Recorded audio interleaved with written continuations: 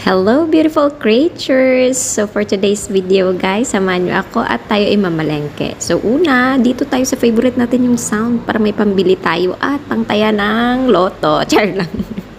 So pumasok na tayo guys, dumiretso tayo dito sa gulayan. Napaka-fresh, ayan. Oh, nakita nyo naman. Ayan. Ayan, ipil-ipil kinakain lang guys namin yan dati pang labas ng bulate. At of course, my favorite labong. And dito tayo sa kalabasa, pampalinaw ng mata. Nang makita mo na masaya na siya sa iba. Siyempre, punta tayo sa daing at toyo at mga fruits na rin. Wait lang. Dahil mukhang marami-rami tayong bibilin, bumili na tayo guys ng malaking bago, diba? Para ako ditong buang na ginawa mo lang.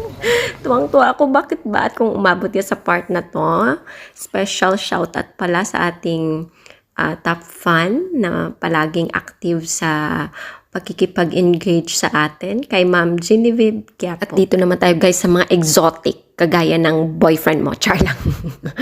Ayan guys, ang mumura talaga din dito guys ng fruits nila. And my favorite buko. Ayan na guys, nag-grab na tayo po kasi marami tayong dala. O, diba? Ganyan lang tayo guys. At dito na tayo sa ating kainan portion guys. For the mais. In-enjoy ni Inday Badiday ang mais guys. And buko, yan na po yung breakfast natin kasi for the healthy living tayo. And pahinga muna bago asikaso ng lahat-lahat. At nang-arrange tayo guys, favorite ko to. At kung umabot pala kayo sa part na to, paki-comment naman po kung saang lugar kayo. Nang malaman ko rin kung saang lupalop ng mundo nakakaabot tong pinaghihirapan natin, no? Ayan, favorite ko yun guys, Odilis. Diba? At makasunod kayo naman yung i-shoutout ko. Ay. Ewan ko ba guys, favorite ko talaga mang-arrange ng mga bagay-bagay. Lalo na yun sa ref. Oh my goodness, it's so amazing. O, diba guys? Also for may mga top fan badge pala dyan.